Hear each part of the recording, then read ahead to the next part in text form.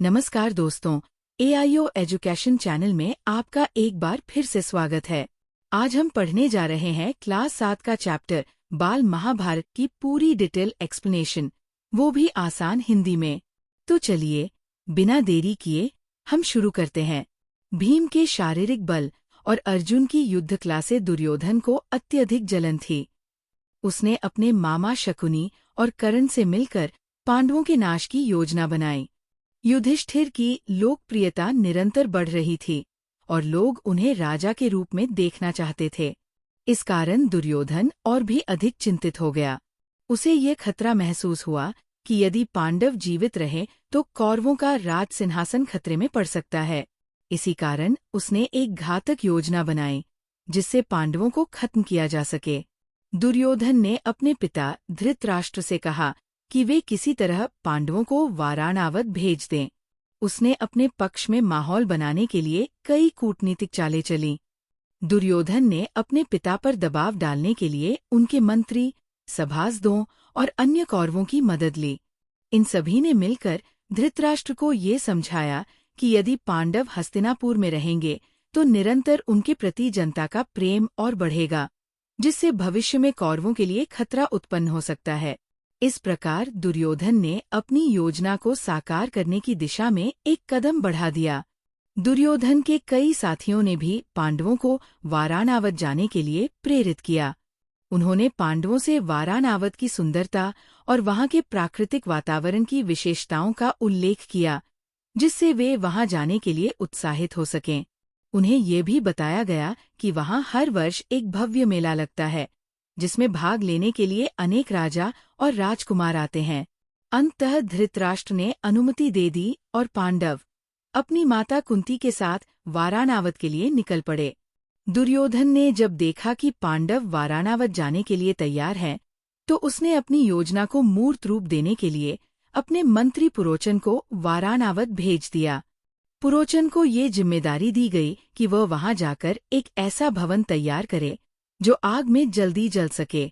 उसने आदेश दिया कि भवन के निर्माण में सन, घी, मोम, तेल, लाख, चर्बी जैसी ज्वलनशील वस्तुओं का प्रयोग किया जाए। इस महल को बाहर से बहुत सुंदर और आकर्षक बनाया गया ताकि पांडवों को इसमें किसी भी प्रकार का संदेह न हो।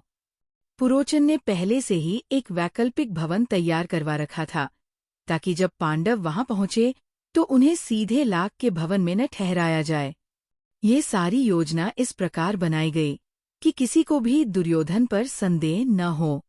उसकी योजना यह थी कि पहले पांडवों को कुछ समय तक आराम से रहने दिया जाए और जब वे निश्चिंत हो जाएं, तो रात के समय भवन में आग लगा दी जाए। इस प्रकार पांडव जलकर मर जाएंगे और किसी को भी शक नहीं होगा कि इसमें कौरवों का कोई हाथ है। राजसभा में विदुर को दुर्योधन की इस चाल का आभास हो गया था। वे पांडवों के हितैषी थे और उन्हें किसी भी प्रकार की हानि नहीं होने देना चाहते थे। विदुर ने संकेतों के माध्यम से युधिष्ठिर को इस खतरे के बारे में आगाह किया। उन्होंने सांकेतिक भाषा में कहा कि जिस घर में रहने के लिए वे जा रहे हैं वो बहुत ही खतरनाक है और उसमें आग लग सकती है। उन्होंने ये भी बताया कि सतर्क रहने वाले व्यक्ति ही संकट से बच सकते हैं। युधिष्ठिर बहुत बुद्धिमान थे। उन्होंने विदुर के संकेतों को समझ लिया और अपने भाइयों को सावधान रहने के लिए कहा। इस प्रकार पांडवों ने अपने बचाव के लिए पहले से ही योजना बनाना शुरू कर दिया। युधिष्ठिर ने तुरंत ही एक गुप्त योजना बनाई और एक विश्वसनीय व्यक्ति को भेजकर एक भूमिगत सुरंग खुदवानी शुरू कर दी। इस सुरंग का एक सिरा लाख के भवन के अंदर और दूसरा सिरा नगर के बाहर किसी सुरक्षित स्थान पर खोला गया। इस कार्य को पूरी गोपनीयता के साथ किया गया ताकि पुरोचन और अन्य कौरव समर्थकों को इस बारे में कुछ भी पता न चले। कुछ समय तक पांडव लाख के भवन में सामान्य रूप से रहते रहे, जिससे किसी को भी उन पर शक न हो। वे दिखाने के लिए खुश थे, लेकिन अंदर ही अंदर वे अपनी योजना पर काम कर रहे थे। जब सुरंग पूरी तरह तैयार हो गई तो पांडवों ने अपनी योजना को अंजाम देने का निर्णय लिया।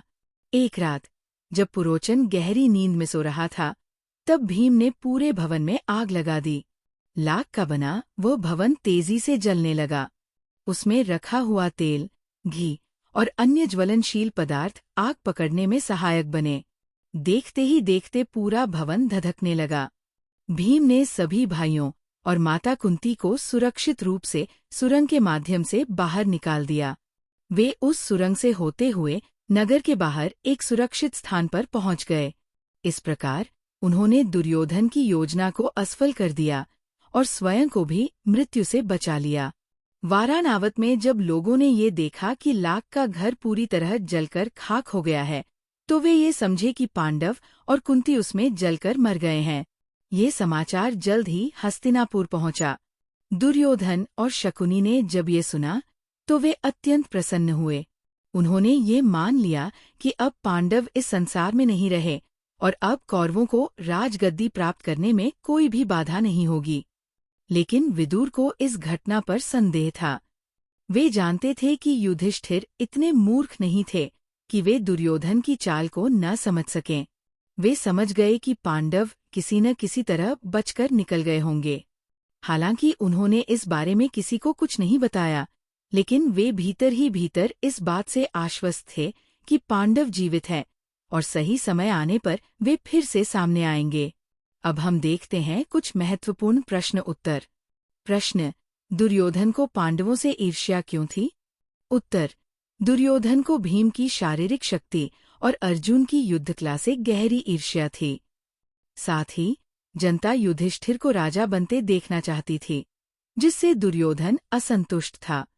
प्रश्न: दुर्योधन ने पांडवों को मारने के लिए क्या योजना बनाई?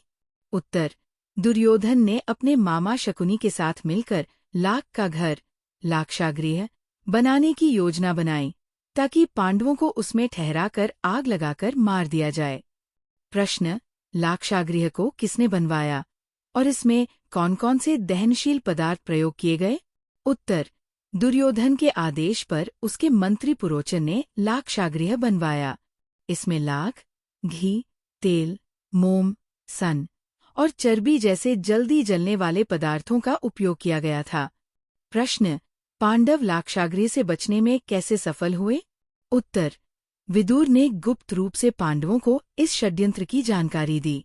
भीम ने गुप्त सुरंग बनाकर आग लगने से पहले सभी पांडवों और माता कुंती को सुरक्षित बाहर निकाल लिया। प्रश्न: लाक्षागृह की घटना के बाद पांडवों ने क्या किया? उत्तर: पांडवों ने खुद को मृत साबित करने के लिए कुछ निशान छोड़े और गुप्त रूप से वन में चले गए। वहां उन्होंने ब्राह्मणों के वेश में रहकर आगे की रणनीति बनाई। मुझे उम्मीद है कि आपको ये चैप्टर पूरी तरह से समझ आ गया होगा। अगर आपको ये वीडियो पसंद आई हो तो लाइक जरूर करें और कमेंट करके बताएं कि आपको और कौन से टॉपिक पर मदद चाहिए। अगर आप इस चैनल पर नए हैं तो सब्सक्राइब करना न भूलें, ताकि आप हमारी हर नई वीडियो की अपडेट पा सकें। धन्यवाद और अगले वीडियो में फिर मिलते हैं।